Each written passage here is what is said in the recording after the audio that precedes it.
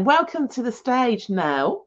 Hello. Nell's down the road. Hi, Nell. Nice to see you. Nell's down the road from me. I'm in Bath. Nell's in Bristol. We've got the sun shining today now, haven't we? It is, yeah, and actually I'm really glad. My camera was looking a bit funny there, but I think it sorted itself It's out all as soon as good. you I let think me it's in. it's, it's settled. It's all Fantastic. good. Good news. So I think I'm it was going to shut because of up. the sun. Oh, exactly. Maybe it's because of the sun. I'll shut up. I'll let you crack on. Tell us all about the wonderful work at Be Her Lead, and I'll come back and ask you a few questions at the end. Wonderful. Thank you so much, Hannah. Okay, fantastic. So, as Hannah said, I'm Nell. I am the co-founder and one of the director and one of the co-founders of Be Her Lead. Sorry, how do I? Oh, there we go. Has that changed to our story? That one? Yes, fantastic. Okay, so I'm one of the co-founders of Be Her Lead. We create intersectional feminist spaces in schools. So I'm going to talk to you a little bit about our story and why we started, and then some sort of statistics and things that are going on in the education system, which I'm sure you're all fully aware of, and then some of the things that we do and our impact. So Be Her Lead was founded by four teachers. We were all teaching in the same school together in West London, and we really recognised that there was such a gap in terms of working with particularly girls and non-binary pupils and supporting them with their well-being and nurturing their needs and really listening to what they wanted and needed of a holistic approach of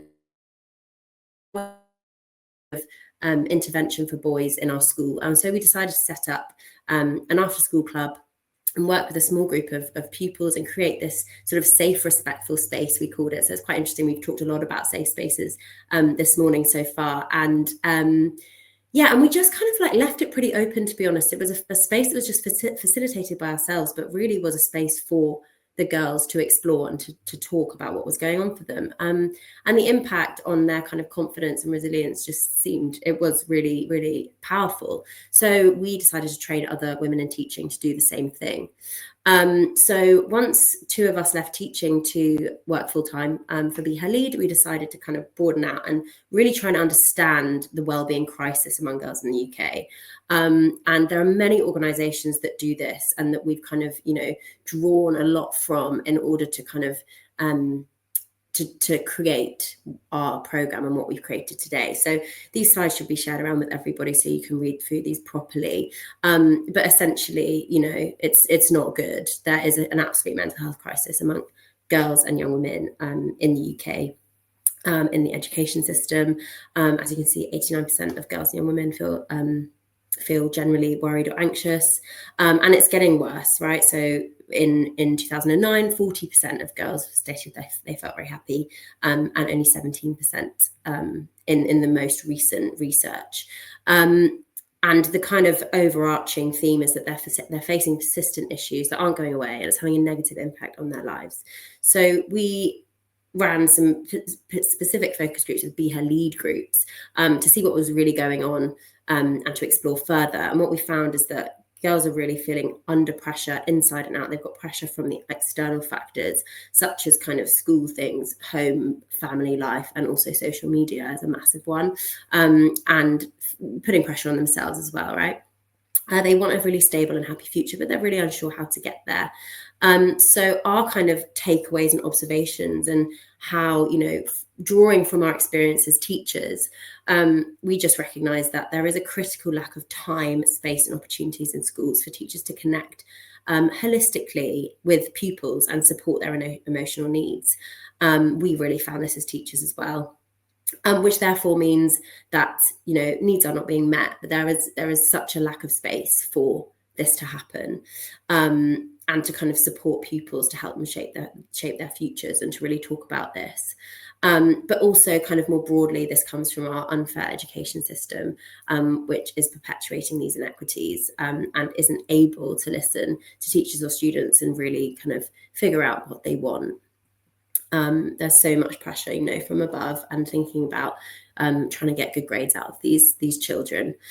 So our mission then is to create intersectional feminist spaces in schools, really safe, respectful spaces that are facilitated by teachers, but really are owned by the pupils that are in those spaces, because there is a critical lack of space for girls and non-binary pupils to really connect and to discuss the challenges that they're facing. And so we allow for that to happen. So we train and support women in teaching, women in the education sector, and so not only teachers, to be able to deliver workshops for pupils, for groups of girls and non-binary pupils in their schools. So we create the resources. We've got a bank of 24 weeks worth of resources for pupils, which are all very kind of open and creative. So they're not kind of necessarily topic specific, but they're kind of designed to be very open and to encourage discussion within these groups in order for pupils to really what's going on for them.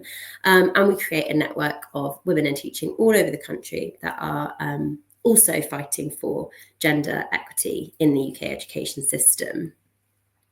So just a little bit about kind of the impact that we've had and the feedback that we've had from these groups. They're really valued as spaces where students feel listened to and supported. You know, my experience as a teacher, there just is not the time to have these kind of one-to-one discussions and conversations with pupils about what's going on for them in their life, how they're feeling, simple things like this. It's all just so crammed into a curriculum, and that's important stuff. But this is about kind of really working with these as people, as human beings that are growing up, that are learning not just about things that they're learning in books, but also just about the world.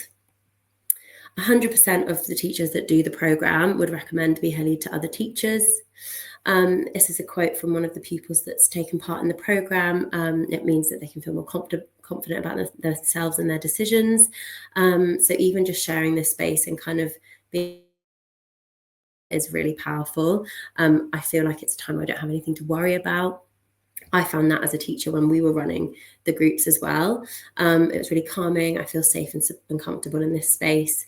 And realistically, I don't know if many girls in the education system can say that they feel this on a day-to-day basis in their school life.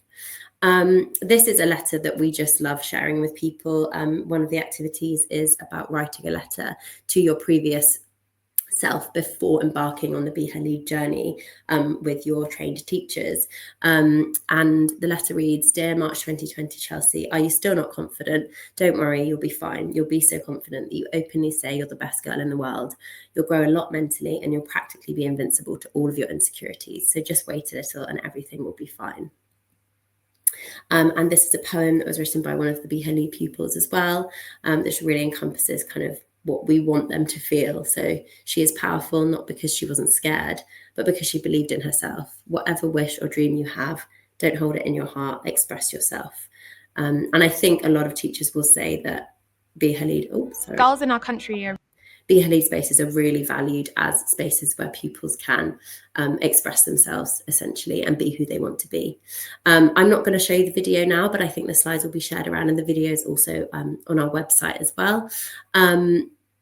But yeah, so we essentially work with any school that wants to have teachers trained with us. I'm currently also working to get the training digitalized, so schools will be able to sign up on kind of a subscription basis, which is really exciting, still with that personal touch as well, of course. But yeah, just wanted to share a bit about our journey, what we found and what we're trying to do to try and combat this crisis in the UK.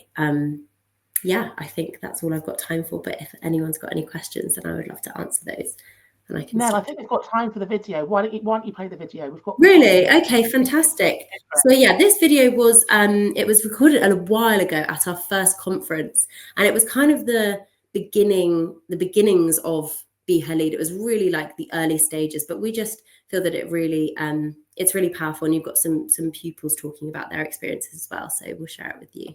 Are really facing a crisis of well-being and mental health. We know that female role models have a really tangible impact on the life chances of young women, and we feel like there's a whole generation of feminist teachers in schools who aren't being utilized, and we want to be able to empower those women in schools to support the next generation of young women. I was a Spanish teacher, and what I noticed massively about the girls who had the least confidence was that their writing was outstanding and they just were not using their voices. They had all of these opinions, they had all these amazing things to say, but they were not physically using their voices. And I think it's just the idea of being heard is terrifying for a lot of these girls. We did quite a lot of research in school, and we realised that there were a lot of common trends coming up of girls that needed quite a lot of help. There's a lot of pressure on girls to look a certain way and act a certain way and be seen a certain way. And then that detracts from what they should be doing, which is getting the best education that they possibly can.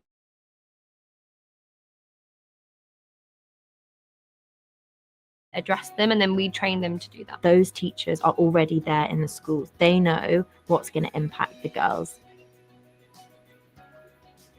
I would recommend the programme to other teachers in schools. It's not labour intensive. The resources that Be Her Lead provides are really extensive. The most stressful thing for me was remembering to go to Tesco's to buy the snacks. Soon it just became the best time of our week, because the girls would just take on the subjects and they would start to support each other, and it just, I think it really showed us the benefits of having a healthy community and a support network. It's something that required a bit of bravery in the beginning, but I would recommend it for anyone, no matter at what stage in your teaching career you're at, to definitely take it on board and go for it, and just realise that you can have an impact in more ways that extend beyond the curriculum, not just in what you're teaching.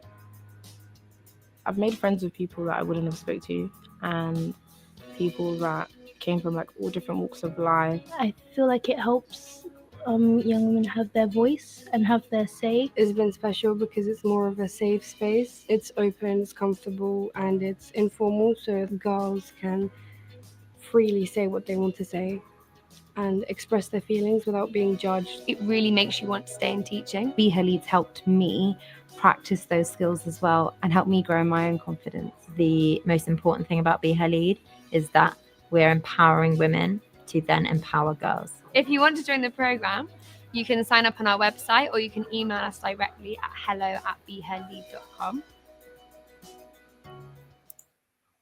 I'm so glad we could fit that in now, because I think it really showcases the work you do and the journey that you've been on, but it's that passing the baton forward. And when we were back in contact last week and I was thinking about the event, I think it's so important that we are not only supporting this generation of adults, but thinking about that legacy piece for the next generation. I've been in lots of talks recently about how different the different generations are, and thinking about intergenerational needs. Are you seeing that? Because like just how the work's changed, perhaps? Yeah, completely. So even since obviously we've had COVID between founding Be Her Lead and now, so that's created, you know, a whole wealth of other different sort of challenges, and new things have come up from that. But yeah, absolutely, I have to learn so much more because I'm not a teacher anymore, so I'm not seeing firsthand the issues. So I do have to, you know, I make sure that I really gather as much information as I can from teachers who are currently working with these pupils. And yeah, it's a very different kind of scope in many ways, but also not, you know, like we haven't really had to adjust much of the work that we're doing because these problems are still so prevalent, the problems that we're trying to address. And also as well, because the program is designed to be individual to each school, it gives those teachers the freedom to really work with the pupils in a way that's going to impact them the most, as opposed to me saying, do this, do that. It's like, here's power, here's resources, here's space, you know, do what you need to do. And obviously we need the leaders in schools to be able to give the teachers that space as well for them to thrive and to impact the pupils. But yeah, it's changing. It's definitely changing.